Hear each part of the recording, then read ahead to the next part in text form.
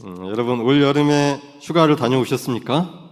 네, 안 갔다 오신 분도 계실 것 같은데, 근데 찌는 듯한 더위에 갈증을 느끼신 적은 없으십니까?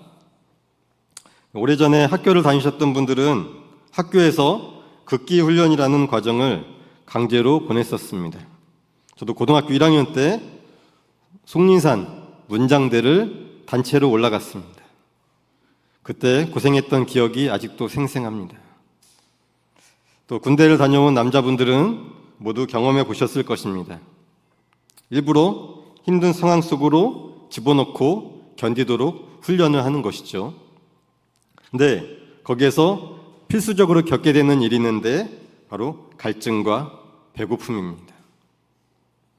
네, 오늘 본문 시편 63편은 다윗이 광야에서 지은 시라고 되어 있습니다.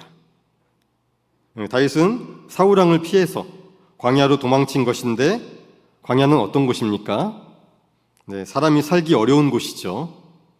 여러분이 좋아하시는 동물의 왕국 보면 아프리카 동물들이 주로 사는 곳인데, 살아남기 위해서 더위를 피하고 물을 얻는 것이 가장 중요한 곳입니다. 그런데 우리는 실제로 광야가 아니어도 광야에 있는 것과 같은 상황에 처할 때가 있습니다.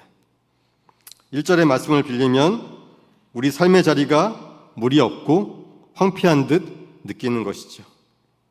너무 힘이 들고 급박한 필요가 있을 때가 있습니다. 대표적인 예가 경제적인 어려움일 것입니다. 쉽게 극복하기가 어려운 일이죠. 본인뿐만 아니라 가족들이 모두 힘들 수밖에 없습니다. 살아갈 일이 막막할 것입니다. 그래서 광야로 쫓겨난 것처럼 느끼죠. 그럴 때 믿는 사람은 어떻게 한다는 것입니까? 1절 후반부에 내 영혼이부터 다시 한번 읽어보겠습니다. 시작. 내 영혼이 주를 갈망하며 내 육체가 주를 앙모하나이다. 아멘. 육체가 주를 앙모한다고 하였습니다. 하나님을 바라보는 것입니다. 우리가 찾을 분은 하나님뿐이고 도우실 수 있는 분도 하나님뿐이기 때문입니다. 그런데 우리는 물질적인 부분에서만 궁핍함을 느끼는 것이 아닙니다. 여러분은 영적인 갈급함을 느껴본 적이 있으십니까? 부끄럽게도 저는 있었습니다. 물론 자주 느끼는 것은 좋지 않겠죠. 하지만 영적으로 갈급함을 느낀다는 것은 그나마 다행스러운 현상입니다.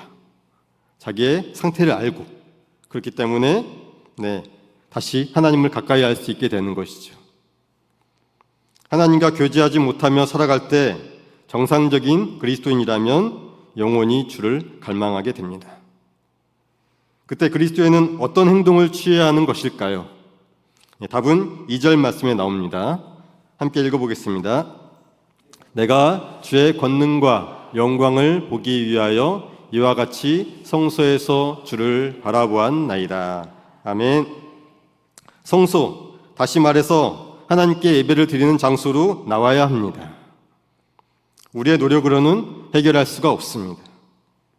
영적인 침체, 그리고 삶의 문제가 있을 때 우리는 하나님 앞으로 나와서 하나님을 바라보아야 합니다. 여기서 바라본다는 것은 그냥 무언가를 본다기보다는 만나주시기를, 그리고 도와주시기를 갈망하는 마음으로 응시하는 것입니다. 마음을 담아서 쳐다보는 것이죠. 하나님 만나주십시오. 나타나 주십시오. 우리는 모세처럼 하나님과 대화를 할 수는 없습니다. 하지만 십자가를 통해 하나님을 바라보는 것이죠. 바라보는 것에 의미가 있습니다. 말로 하지 않아도 그 행동은 많은 것을 포함하고 있습니다. 바라봄은 간절한 소망을 보여주시는 것이고, 잘못된 행동을 전환하는 시작이 될 수 있습니다. 사람과 세상, 다른 데로 온통 쏠렸던 시선이 올바로 돌아오는 것입니다.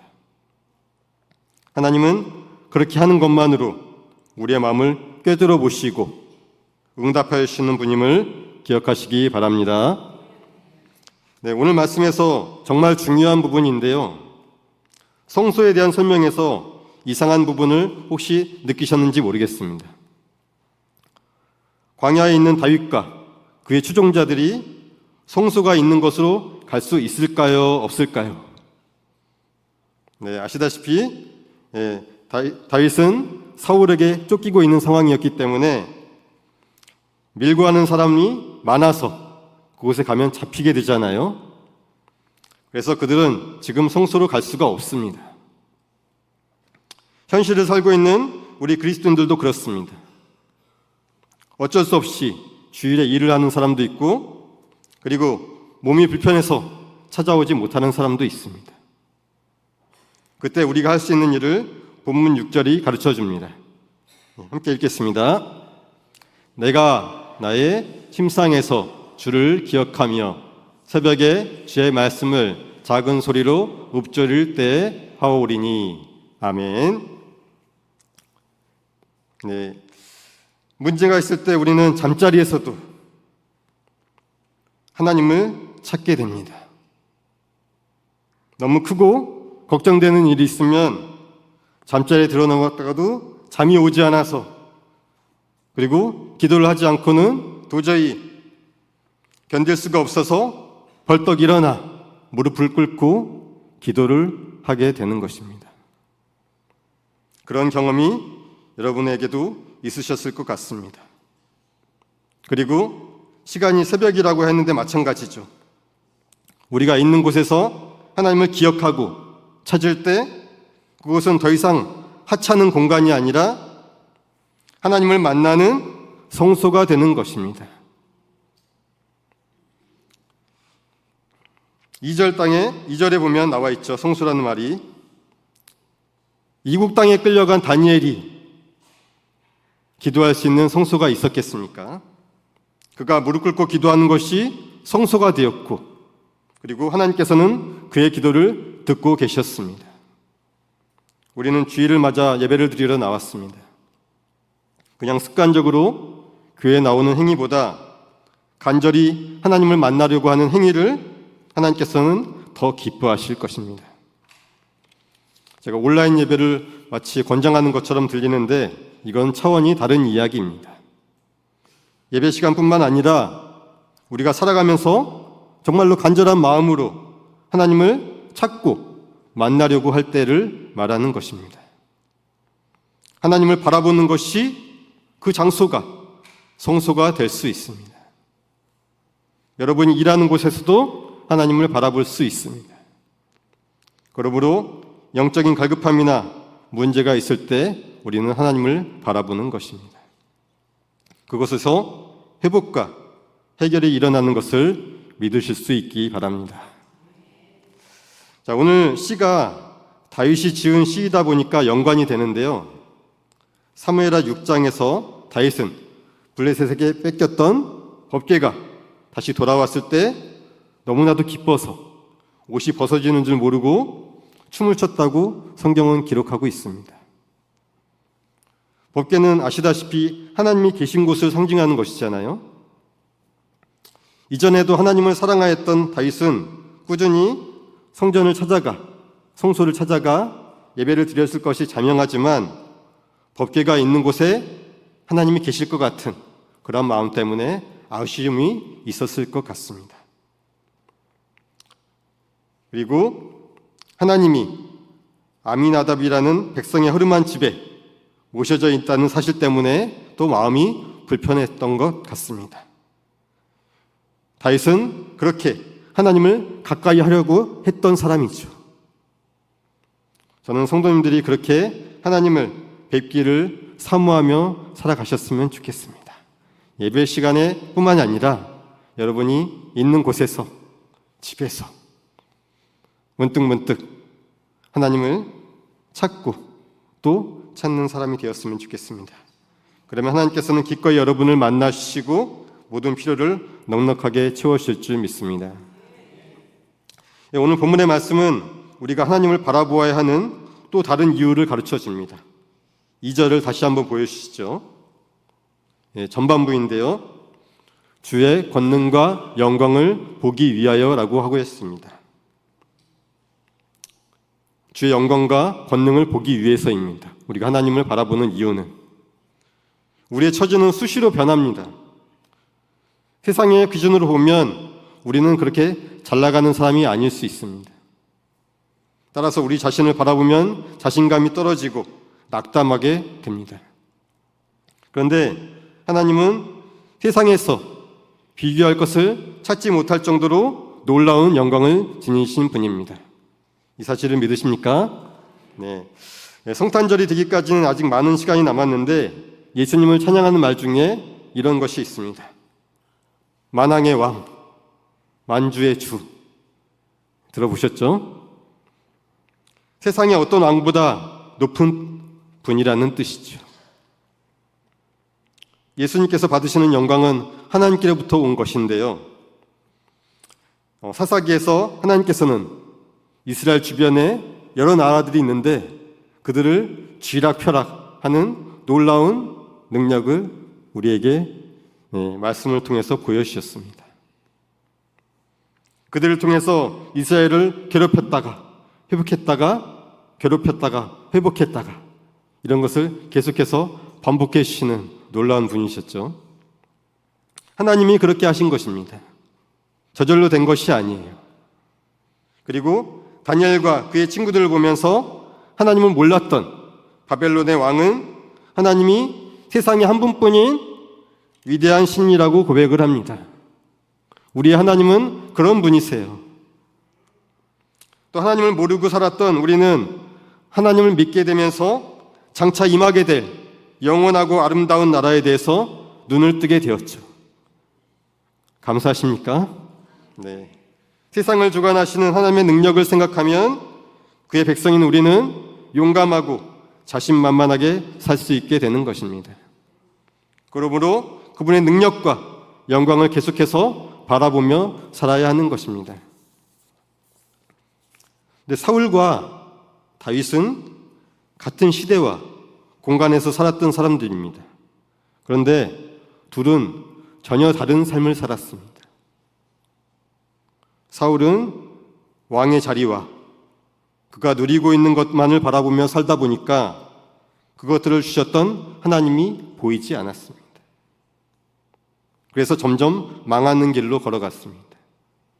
하지만 다윗의 시선은 늘 자신뿐만이 아니라 이스라엘의 주인이신 하나님을 바라본 것입니다. 그러니까 왕의 자리도 자신의 것이라고 생각하지 않았고 따라서 하나님이 주실 때까지 묵묵하게 기다릴 수 있었던 것입니다. 우리는 두 사람을 보면서 똑같은 생각을 하게 됩니다. 사울 왕에게서는 돈과 명예를 쫓다가 허무하게 인생을 마감하는 무수한 사람들이 겹쳐 보이는 것입니다. 그들은 하나님을 모르거나 하나님을 의지하지 않았던 사람들이죠. 하지만 우리는 그렇게 어리석은 사람이 되면 안 됩니다. 그리스도인은 영광을 내 것으로 만드는 사람이 아니라 주님의 영광에 참여하는 사람이 되셔야 합니다. 그러면 하나님께서 그의 이름도 함께 높아지게 하는 것을 우리는 보게 됩니다. 다윗은 하나님께서 사용하시면서 감히 상상할 수 없는 명예와 영광을 누리게 되었습니다. 그것을 우리가 알지 않습니까? 근데 다윗이 어떻게 살았는가? 무엇을 하였냐 하면 하나님의 이름이 모욕받는 것을 막으려고 했어요. 그의 삶은 오직 하나님의 영광을 지키려는 삶이었습니다. 우리는 모두 다윗과 같은, 사울이 아니라 다윗과 같은 삶을 살아야 합니다. 또 하나님은 단지 우리의 필요만을 채우시는 분이 아니라 모든 인간들로부터 영광을 받으셔야 하는 분입니다. 믿는 사람뿐만 아니라 믿지 않는 사람들에게도 마찬가지입니다. 하나님께서 인간을 위해서 이 세상을 만들어 주셨고 또 우리를 위해서 예수 그리스도를 보내주셨잖아요. 세상의 사람들은 알지 못하지만 또 우리도 잠시 그 본분을 잊어버릴 때가 있지만, 하지만 하나님을 바라볼 때 우리는 다시 그 본분을 기억하고 살아갈 수 있습니다. 말로는 하나님의 영광을 위해서 살아야지 하지만 실제로는 많은 시간 그렇게 살지 못합니다. 내 영광과 즐거움을 위해서 살아갈 때가 많습니다. 이슬람 국가인 파키스탄에서 가문의 체면 때문에 가족 구성원을 해치는 그러한 악습이 내려져 오고 있습니다. 올해 1월에 일어난 일인데, 딸이 가족들을 수치스럽게 했다고 아버지가 딸을 총으로 쏴 죽였습니다. 그런 일들이 우리가 모르는 이슬람을 믿는 나라에서 자행이 되고 있어요. 작년에만 이와 같은 이유로 590명이나 되는 사람이 그 나라에서 죽었다고 합니다. 한낱 가문의 이름을 그렇게 중요시하는 사람들이 있는데, 우리는 하나님의 이름을 그렇게 귀하고 영광스럽게 생각하며 살아야 합니다. 자랑스럽게 여기는 것이죠. 여러분은 하나님의 백성인 것에 대해 긍지와 자신감을 갖고 살아가십시오. 그리고 여러분이 할 수 있는 방법으로 하나님의 영광을 위해서 살아가실 수 있기를 바랍니다. 또 갈급한 사람은 하나님을 바라보시고, 하나님의 영광스러운 모습을 잊어버리고 살았던 사람도 하나님의 얼굴을 바라보십시오. 그래서 그분 안에서 충만한 삶을 다시 살아가실 수 있기를 바랍니다. 기도하겠습니다. 생명의 주인이 되시고 찬양받기에 합당하신 하나님, 하나님은 우리가 아는 것보다 훨씬 더 크고 위대하신 분인 줄 믿습니다. 우리를 지으신 뜻대로 우리가 하나님의 영광을 위해서 살아갈 수 있도록 믿음을 더하여 주시사, 주변의 사람들이 우리 때문에 하나님이 계신 것을 인정하는 역사가 나타나게 하옵소서. 우리의 기도 제목에 속히 응답하여 주실 줄 믿고 한 주간도 우리와 동행하실 예수님의 이름으로 기도드립니다. 아멘.